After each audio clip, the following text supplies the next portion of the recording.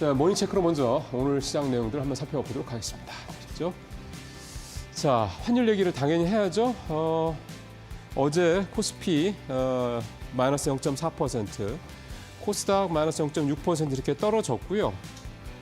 이제 달러 환율은 원달러 환율은 1,465.30에 마감이 됐습니다. 거의 9원 가까이 또 어제도 급등을 하는 모습이 좀 나타났고요. 사실은 어제 저희 마켓나우 일부 할 때 장 초반 개장 상황 때 이제 두 지수가 모두 플러스로 강보합으로 시작했다라는 말씀을 드렸던 기억이 나는데 어제 상황은 결국 이제 마감은 다 하락을 한 상태에서 마감이 됐습니다.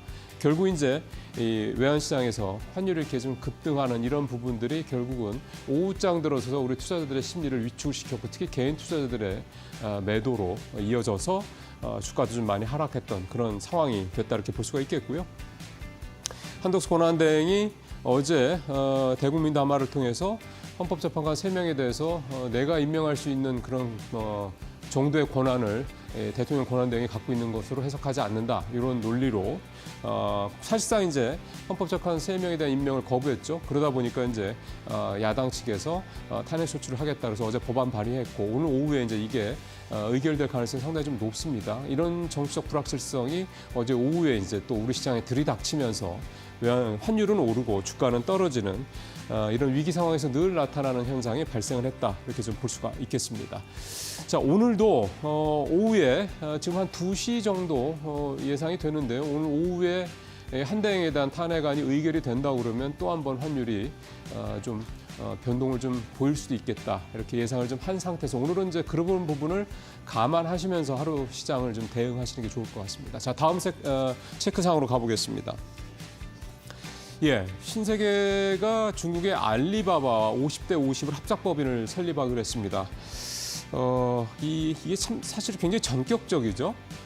신세계가 갖고 있는 이커머스 플랫폼인 G마켓, 그다음에 이 중국 알리바바는 이제 어차피 이커머스 플랫폼이니까 현재 한국에 들어와 있는 알리바바 익스프레스 한국법인이 이제 서로 50대 50으로 합작을 하는 거다라고 이제 내용이 좀 잡혔고요.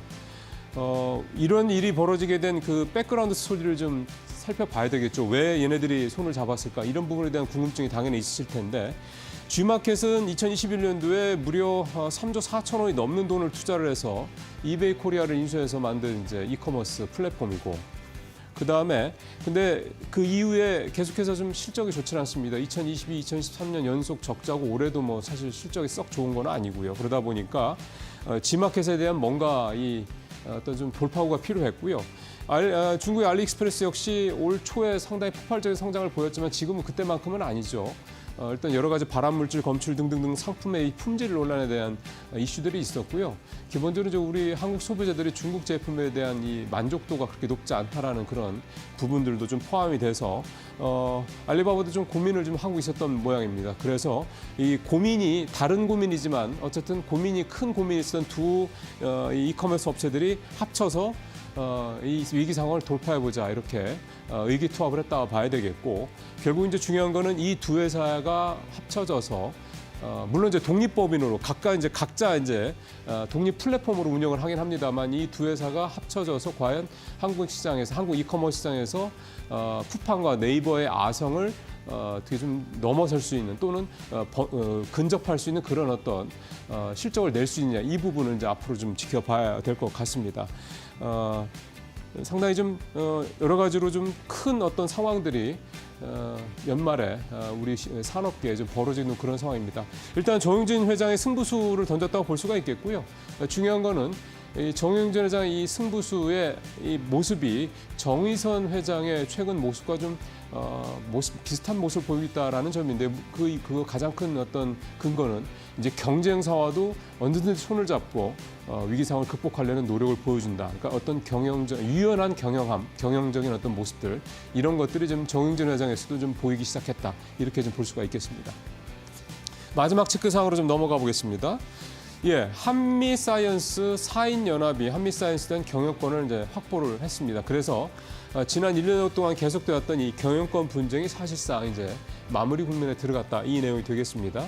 4인 연합이 대척점에 있는 임종윤 사내 이사의 보유지분 5%를 주당 37,000원에 매입하기로 했습니다. 그렇게 되면 이 4인 연합의 지분율이 54.5%를 넘게 돼서 이제 의결권 기준으로 주총에서 특별 사안을 통과시킬 정도 수준까지 됐기 때문에 이제는 사실상 경영권을 장악을 했다 이렇게 좀 볼 수가 있겠습니다.